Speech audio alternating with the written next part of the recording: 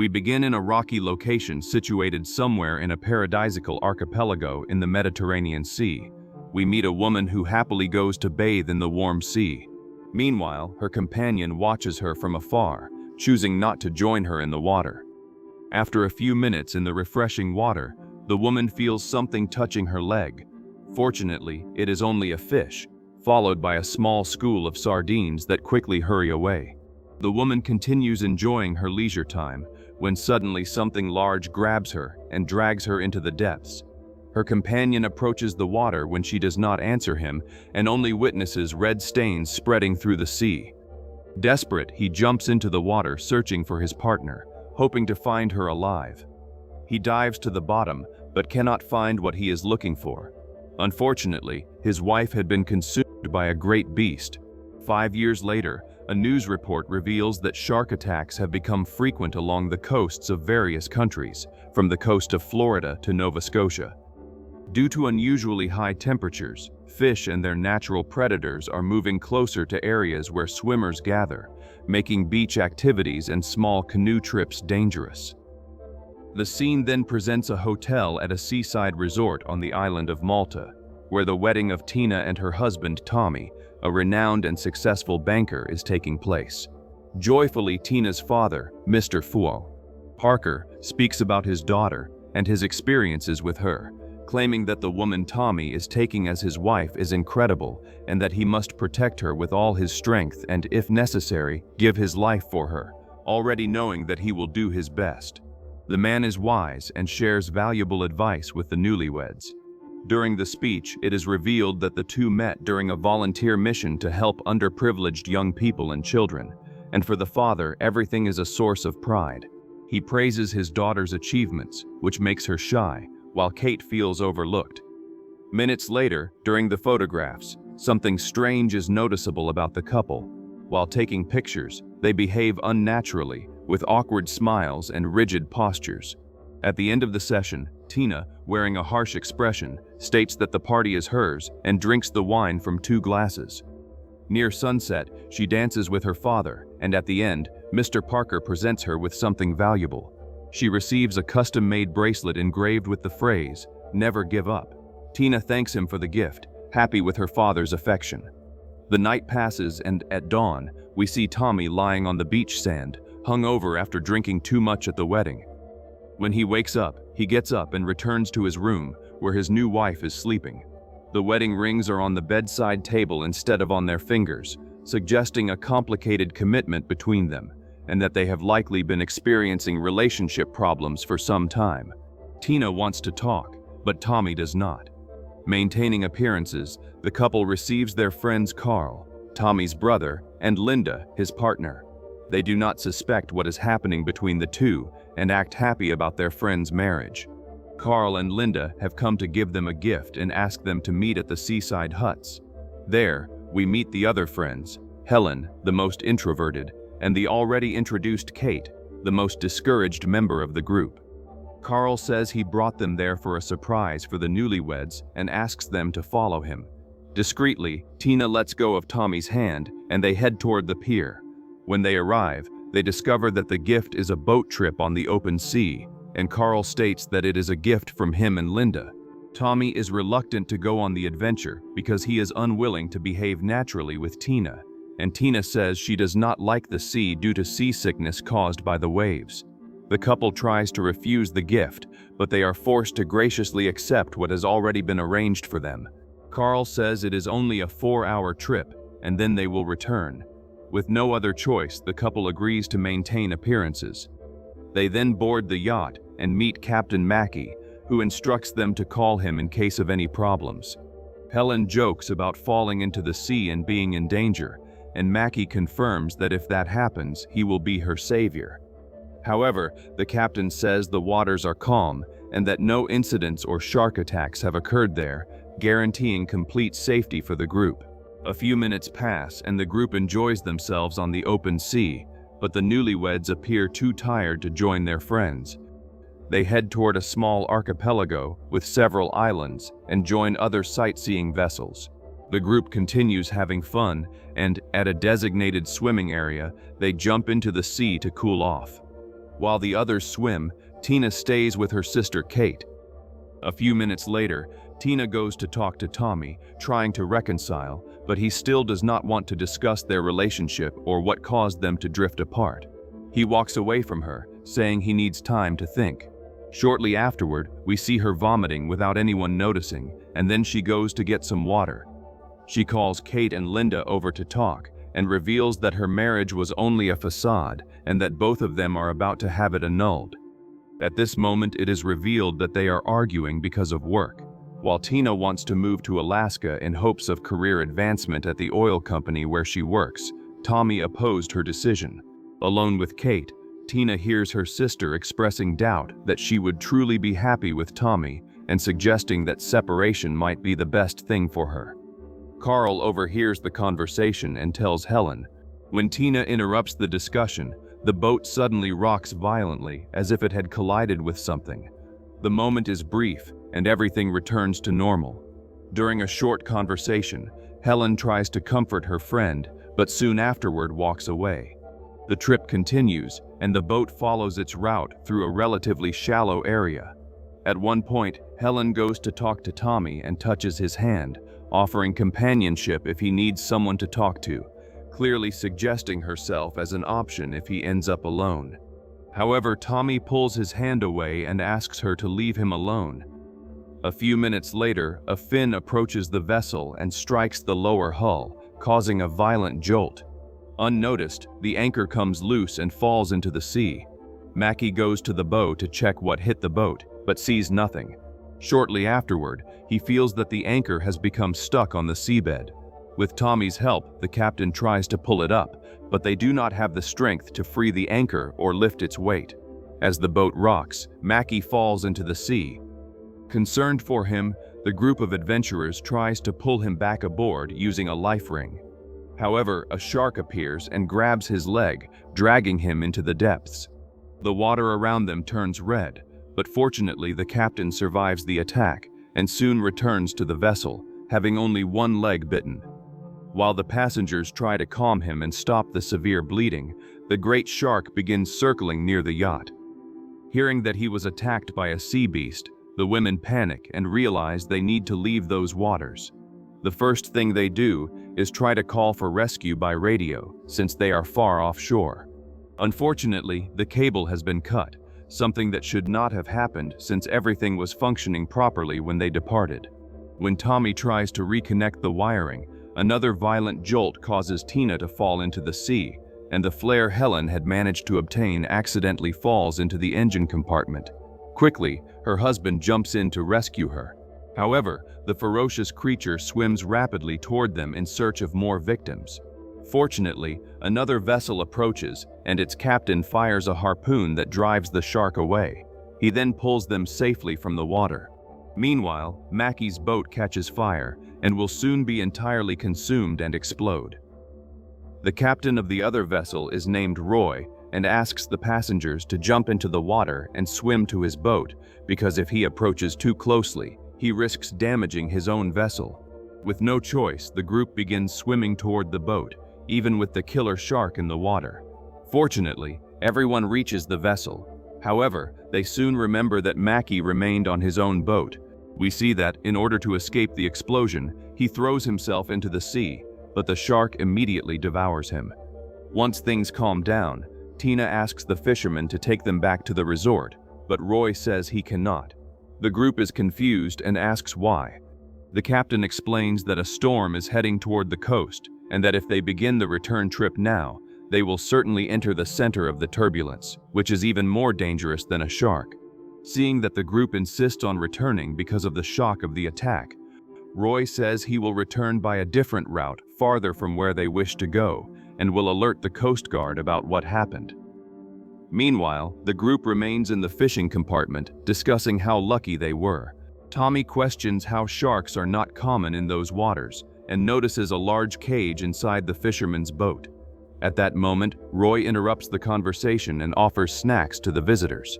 After serving them, he expresses regret over what happened and offers his hospitality, even though the boat provides little comfort. The day is almost over, and it will take several more hours to reach the coast. A few minutes later, Tina talks to Tommy about their impending separation, but thanks him for having the courage to jump into the water and rescue her. Meanwhile, Roy watches them closely. Tommy says he would be the provider for their family, which is why he opposes Tina's professional advancement and the place she wanted to move to. However, Tina claims she never wanted to be a burden on anyone and decided to remain independent regardless of anything. Tommy disagrees, saying he cares about her and would gladly carry that burden for both of them.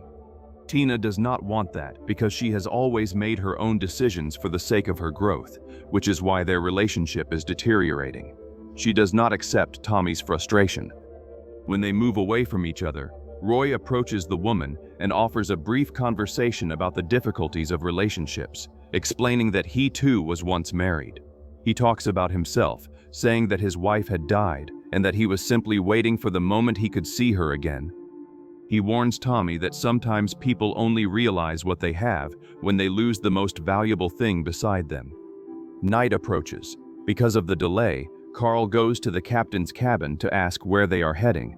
Roy says he was born sailing the sea and knows exactly where he is. Carl tries to insist on using the GPS, but the captain asks him to return to the passenger compartment. At that moment, Kate approaches her sister, saying that she is not feeling well and that her body feels weak. Suddenly, everyone in the group begins losing consciousness. It is revealed that Roy drugged them. Tina, slowly losing consciousness, discovers too late the evil intentions of her host.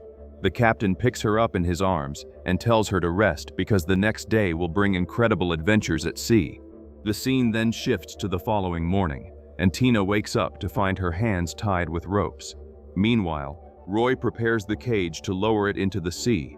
Inside it, Helen is terrified, fearing a horrifying death. The others wake up to their friend's screams but can do nothing while tied up. Carl offers a great deal of money if Roy will free Helen and release them. However, showing no interest in wealth, Roy wounds Helen's arm and begins lowering the cage. The blood falls into the water, and Roy is clearly trying to lure the shark to their location. Helen becomes desperate, imagining what he intends to do to her, but her screams do not stop him. He submerges her in the water, and the great white shark, smelling the fresh blood, quickly heads toward them. In reality, Roy is trying to kill the shark with his harpoon, using Helen as bait to draw the beast closer.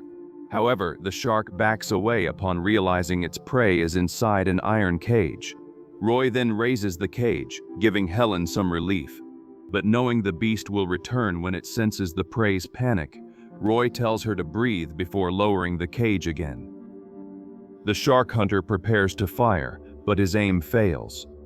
Meanwhile, Helen manages to free herself from the restraints and escapes from the cage, leaving the iron shelter. Unfortunately, it is not the best idea. The moment she surfaces, the great white shark appears and attacks her ferociously. The beast is brutal and leaves nothing behind for the fish. After losing his bait, Roy says that one of them will take the dead woman's place and declares that it will be Carl.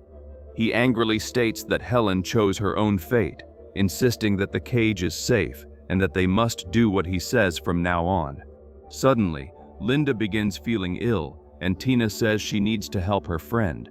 However, Roy refuses. He then goes to reload the harpoon, and Tommy asks why he is using them as bait to attract and kill the shark. Roy reveals that it is for revenge. The hunter then reveals who he is. The couple from the beginning was him and his companion Jane, who were trying to spend a peaceful vacation somewhere quiet. Unfortunately, as already shown, the beast from those waters attacked his wife and destroyed all the dreams they shared. Since then, he has hunted what he calls the monster of the seas. Tina questions whether he is certain that this shark is responsible for Jane's death. Roy says that after months of searching, he found only this creature and attached a tracker to Adam. He reveals that hunting the shark with dead bait or smaller fish produced no results, so he came up with a dangerous and cruel idea. He kidnapped lonely and isolated people at sea and used them as bait inside the cage. He expresses regret for the group, saying they were in the wrong place at the wrong time, and that his thirst for revenge outweighs their safety. Tina condemns the man's actions and insults him, despising him as a human being. Furious, Roy decides that she will be the next bait and drags her toward the cage. Carl offers a team of shark experts and skilled hunters to help him hunt the beast, but Roy pays no attention. Suddenly, a siren is heard and a Coast Guard patrol boat approaches their location. Roy orders them to remain silent or he will kill them all. He forces Tina to act naturally, threatening her sister with a fishing harpoon. Soon the patrol boat approaches, and the officer asks several questions. Tina tries to act normally when asked about the boat she had been on. But, saying they have not seen any boat, she simply claims that she is there with a friend on a fishing trip they take every year. Noticing something strange, the patrol officer asks about the woman's husband because of her wedding ring. Tina tries to invent an excuse, but the officer looks around and sees an arm floating in the water. Suspicious of Roy, she draws her weapon, but the hunter fires the harpoon and kills her. The patrolman's partner draws his gun and fires back, but Roy escapes into the boat. However, the patrolman is quick and boards the fishing vessel, overpowering Roy. Unfortunately, just as he is about to arrest the hunter, Roy punches him and knocks him into the sea. To the man's terrible luck, the shark immediately senses the vibrations and rapidly approaches. Unfortunately, the patrol officer is savagely attacked by the voracious creature. Tommy tries to attack Roy but is easily knocked down on the deck. Wanting to help his friend, Carl grabs a club and tries to injure Roy, but Roy is stronger and knocks him down, striking him in the chest with a harpoon and narrowly missing his heart. The delay is enough for Tommy to get up and attack again. He tries to choke his enemy, but once again Roy lands several blows, knocking him unconscious, and this time throwing him into the sea. Tina is horrified, but is prevented from helping him. The man soon disappears beneath the water, and in disbelief Tina can only sit beside her sister, where she is restrained with a clamp. Roy then checks the GPS and the creature's location, but noticing that it is malfunctioning, heads to the lower compartment of the boat. Returning to the deck, he hears a proposal from Carl but remains rude and unwilling to accept any help or resources. Roy drives a small axe into a nearby barrel to intimidate the group. He goes to the cabin and restores the tracking device. Seeing where the shark is located, he heads toward Linda to use her as bait inside the cage, despite her terrible condition. Tina distracts the hunter, giving Linda a chance to jump into the sea when she spots the patrol boat. Roy grabs the officer's gun and fires at Linda. However, his fury toward the shark is greater, and he soon empties all the bullets into the beast. Failing to hit it, he turns the boat around to capture Linda again. Seeing the vessel approaching, Linda tries to dive to avoid the impact, but unfortunately she cannot escape the propellers and is killed. When Roy checks the radar, he realizes that the shark is approaching the coast. Quickly, he accelerates toward the marine monster. In the cargo compartment, Tina asks her sister to grab the small axe. Fortunately, Roy is occupied elsewhere and does not notice when Kate frees Tina and is then freed herself. While Kate goes to help Carl, Tina desperately tries to kill Roy. She manages to wound him with a knife, but the man is strong and quickly grabs her by the throat. She uses the bracelet to injure his face and receives help from Carl, who joins the fight hand to hand. Gaining the advantage, Carl grabs one of the harpoons to wound Roy, but unfortunately the great shark suddenly leaps onto the boat and attacks him, dragging him to his death. Sadly, their plan to get rid of the hunter fails, and Kate is then forced into the cage. Fearing for her younger sister, Tina volunteers and soon enters the dangerous enclosure herself. Meanwhile, several kilometers behind them, Tommy is miraculously still alive after remaining motionless and unconscious in the sea. Spotting the abandoned patrol boat, he swims toward it. Once aboard, he sees the dead officer and contacts the Coast Guard headquarters. He reports everything that happened and says that there is a human threat at sea in addition to a murderous great white shark. They instruct him to remain where he is, but fearing for his partner's life, Tommy starts the vessel and heads after Roy's boat. Back on Roy's boat, Roy lowers the cage containing Tina and waits for the beast to attack. Meanwhile, Tommy approaches from the opposite direction and after seeing diving equipment, comes up with a brilliant idea. Inside the cage, the shark finally attacks more aggressively from below, seeking another victim. Unfortunately for Tina, her situation becomes critical when the beast manages to break the steel cable and cause the metal compartment to sink. Believing he has lost his live bait, Roy, furious and desperate to achieve his revenge, grabs Kate and throws her into the sea. She desperately tries to find safety and returns to the fishing compartment, narrowly escaping death. On the ocean floor, Tina escapes from the cage, but her air runs out and she begins to drown and lose consciousness. Fortunately, and to her luck, Tommy loves her deeply and once again faced danger to save her. He dove without Roy noticing and rescues Tina using the diving equipment, quickly taking her to safety away from the boat. However, they must hurry because the great shark is still hungry. Tina surfaces first and seeing that Tommy is about to be reached, grabs the knife she had hidden and jumps onto the shark's back, stabbing it. A brief struggle takes place in the water, and fortunately for Tina, Roy sees the attack and fires. This time, he strikes the creature perfectly in the head. To make sure of his victory, he checks the radar and notices that the beast shows no signs of life, and then declares his revenge complete, dedicating the victory to his late wife. He then steps onto the deck, where he is surprised by the surviving group.